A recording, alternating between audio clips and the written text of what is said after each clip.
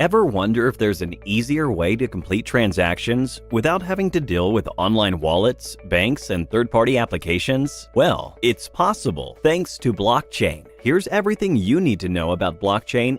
Imagine 4 friends, Jack, Ted, Sam, and Phil, meet up for dinner. After they're done, Jack pays the bill, and all of them decide to split the expense amongst each other. Now, on the next day, when Phil sends his share to Jack via online money transfer, the transaction goes through without a hitch. Then, Ted and Sam send their respective shares to Jack, but their transactions don't go through. The failed transaction cites some issues at the bank. That's when Jack comes to know about the many ways a bank transaction could fail. It could be due to technical issues at the bank, one of their accounts were hacked, daily transfer limits being exceeded, and sometimes additional charges, like transfer charges, associated with transferring money. To solve these problems, the concept of cryptocurrency came into existence. Cryptocurrencies are a form of digital or virtual currency that run on a technology known as blockchain. Thanks to blockchain, cryptocurrencies are immune to counterfeiting, don't require a central authority, and are protected by strong and complex encryption algorithms. And in a market of more than thousands of cryptocurrencies like Litecoin, Ethereum, Zcash, and so on, one reigns supreme: Bitcoin. Now, let's go back to our previous example and have Phil, Ted, and Sam send Jack 2 Bitcoins each as their contribution to the previous night's dinner. Let's assume Phil, Ted, and Sam have 3 Bitcoins in reserve, while Jack has 5. First, Phil sends 2 Bitcoins to Jack. A record is created in the form of a block. The transaction details between them is permanently inscribed in this block. This record also holds the number of Bitcoins each of the friends own. So, after Phil's transaction, Jack has 7 Bitcoins, while Phil has 1. Following this, Sam and Ted send 2 Bitcoins to Jack. A new block is created for each of these transactions. These blocks hold the transaction details as well as how many Bitcoins Sam, Ted, and Jack have in reserve. These blocks are linked to each other, as each of them takes reference from the previous one for the number of Bitcoins each friend owns. This chain of records, or blocks, is called a ledger, and this ledger is shared among all the friends, which acts as a public distributed ledger. This forms the basis of blockchain. So, what happens when Phil has only 1 Bitcoin left, and he tries to send 2 more Bitcoins to Jack? The transaction will not go through. This is because all his friends have copies of the ledger, and it's clear that Phil has only 1 Bitcoin left. His friends will flag this transaction as invalid. A hacker will not be able to alter the data in the blockchain because each user has a copy of the ledger. The data within the blocks are encrypted by complex algorithms. All of this is made possible with the help of blockchain technology. Blockchain can be described as a collection of records linked with each other, strongly resistant to alteration, and protected using cryptography.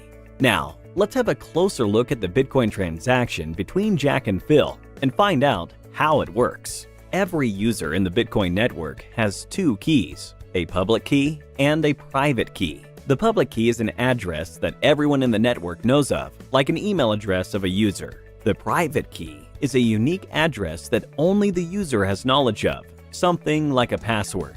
First, Phil passes the number of Bitcoins he wants to send to Jack, along with his and Jack's unique wallet address through a hashing algorithm. All of this is part of the transaction details. These details are encrypted using encryption algorithms and using Phil's unique private key.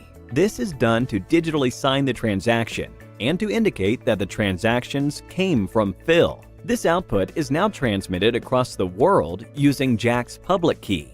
With this, the message or transaction can be decrypted only by Jack's private key, which only Jack has knowledge of. Different cryptocurrencies use different hashing algorithms. While Bitcoin uses the SHA-256 algorithm, Ethereum, which is also a famous cryptocurrency, uses one known as Ethash. This transaction and several other similar ones are taking place all around the world. These transactions are validated and then added block by block. The people who validate these blocks are called miners. For a block to be validated and added to a blockchain, miners need to solve a complex mathematical problem. The miner who solves this first adds the block to the blockchain and is rewarded with 12.5 bitcoins. The process of solving the complex mathematical problem is called proof of work, and the process of adding a block to the blockchain is called mining. With this, Phil and Jack's wallets are updated, just like every person in the network who has completed a transaction. Now that you know about blockchain and its important concepts, time for a small quiz. What is the concept of blockchain that ensures data cannot be altered by any of the users within the network? A. Public distributed ledger. B. Proof of work. C. Proof of stake. D. Hash encryption. Let us know what you think is the right answer in the comments below. 3 lucky winners will get Amazon gift vouchers. Details are mentioned in the description below. Let's have a look at how Walmart uses blockchain to provide its customers with better service. Walmart was facing problems in delivering quality products to its customers. They were facing a high return rate and large amounts of refunds due to their products' bad quality. They were unable to determine the point of failure in the supply chain, which started from farm to storage to transportation to processing all the way to the customer. Then, Walmart adopted blockchain technology. With blockchain, the quality of the goods at each step was permanently inscribed within a block. For example, when a customer flags a product as damaged, it can be correctly identified where the product got damaged in the entire supply chain, thus helping Walmart to identify the problem areas and fixing them. And this is just one of several ways blockchain is used in real-life applications. Can you think of any others? Let us know in the comments down below. That's all for now. Thank you for watching and stay tuned for more.